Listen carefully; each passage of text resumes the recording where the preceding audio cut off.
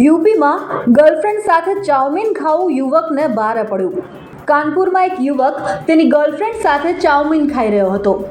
આ ઘટના માતાએ જોઈ અને માતાએ યુવકને જાહેરમાં જ ધમાર્યો, સાથે સાથે પુત્રની ગર્લફ્રેન્ડને પણ માર માર્યો।